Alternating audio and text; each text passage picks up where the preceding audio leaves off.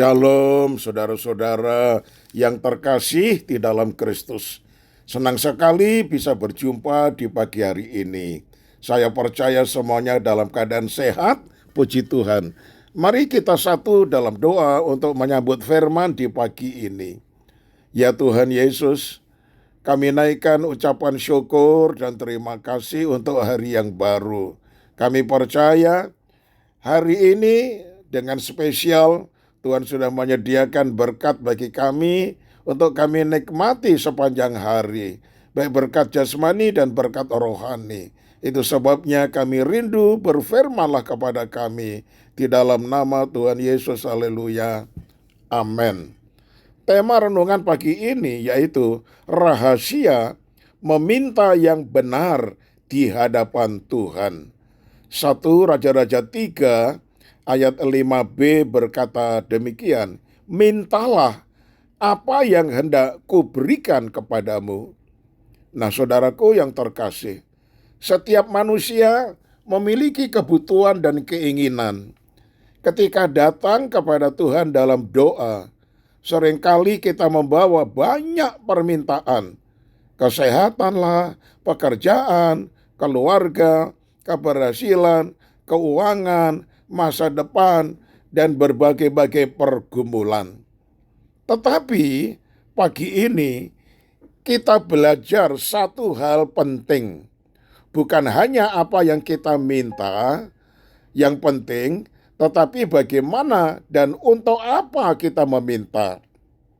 Nah, ada beberapa hal yang kita renungkan. Yang pertama, Tuhan memberikan kesempatan untuk meminta. Ketika Salomo berada di hadapan Tuhan, Tuhan berkata, mintalah apa yang hendak kuberikan kepadamu. Ini menunjukkan bahwa Tuhan adalah Bapa yang senang mendengar permohonan anak-anaknya. Tuhan tidak melarang kita meminta, justru kita dipersilahkan datang kepadanya dengan iman. Filipi 4 ayat 6 berkata, janganlah hendaknya kamu khawatir tentang apapun juga, tetapi nyatakanlah dalam segala hal keinginanmu kepada Allah dalam doa dan permohonan dengan ucapan syukur. Jadi saudara, jangan takut datang kepada Tuhan. Ceritakan kebutuhan saudara, sampaikan kerinduan saudara. Tetapi tentunya kita juga harus belajar meminta dengan benar. Yang kedua, rahasia meminta yang benar bukan sekedar untuk kepentingan diri sendiri.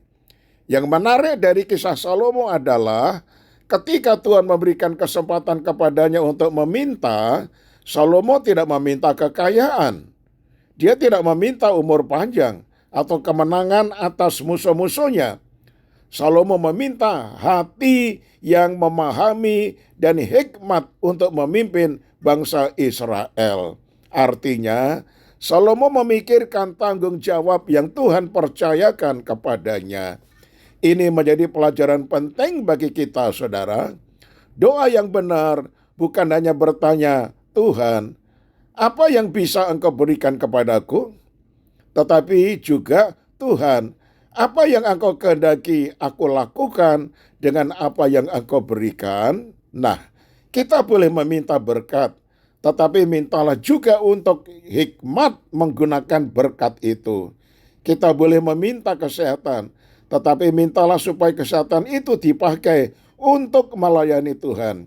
Kita boleh meminta keberhasilan, tetapi mintalah agar keberhasilan itu menjadi berkat bagi orang lain. Kita boleh meminta kelimpahan, tetapi mintalah hati yang tetap setia dan murah hati. Hal yang ketiga, saudara, Tuhan melihat hati di balik permintaan kita. Tuhan bukan hanya mendengar kata-kata doa kita, Tuhan melihat motivasi hati kita.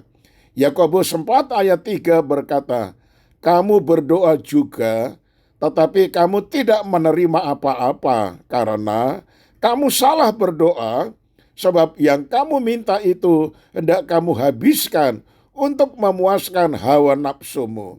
Nah saudara, karena itu mari kita periksa doa kita.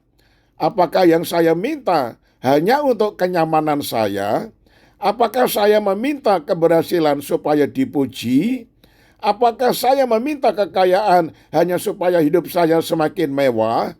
Ataukah saya berkata, Tuhan, berikanlah kepadaku apa yang berguna untuk menjalankan kehendak-Mu dan menjadi berkat bagi sesama.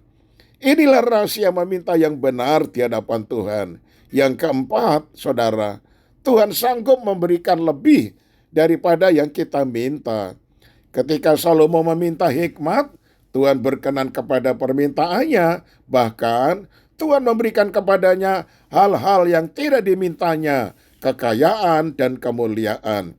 Ini mengingatkan kita bahwa ketika kita mengutamakan kehendak Tuhan, Tuhan tahu bagaimana mencukupkan kebutuhan kita. Matius 6 ayat 33 berkata, carilah dahulu kerajaan Allah dan kebenarannya, maka semuanya itu akan ditambahkan kepadamu. Nah, jangan jadikan Tuhan hanya sebagai tempat meminta, jadikanlah Tuhan sebagai tujuan hidup kita. Ketika Tuhan menjadi yang terutama, kita belajar, percaya bahwa apa yang Tuhan berikan selalu mempunyai tujuan yang baik. Sebagai penutup, saudara, pagi ini Tuhan kembali berkata kepada kita, mintalah apa yang hendak kuberikan kepadamu. Mari kita datang kepada Tuhan dengan iman, tetapi juga dengan hati yang benar. Jangan hanya meminta apa yang kita inginkan, mintalah apa yang Tuhan tahu kita perlukan. Jangan hanya meminta supaya hidup kita diberkati, mintalah supaya hidup kita menjadi berkat. Jangan hanya meminta Tuhan mengubah keadaan, mintalah Tuhan mengubah hati kita sehingga kita mampu menghadapi keadaan dengan hikmat. Kiranya setiap doa kita menjadi doa yang berkenan kepada Tuhan.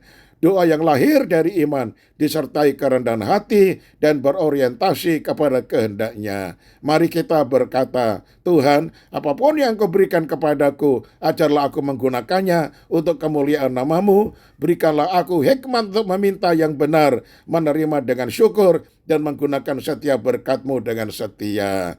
Ya Tuhan, terima kasih untuk pagi ini. Ajarlah kami meminta dengan benar. Jangan biarkan doa kami hanya berpusat pada kepentingan diri sendiri.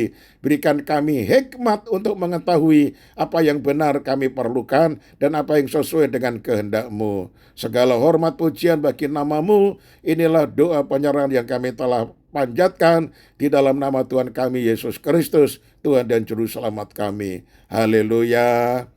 Amin. Nah, shalom saudaraku. Tuhan Yesus memberkati dan tetap semangat. Terima kasih atas segala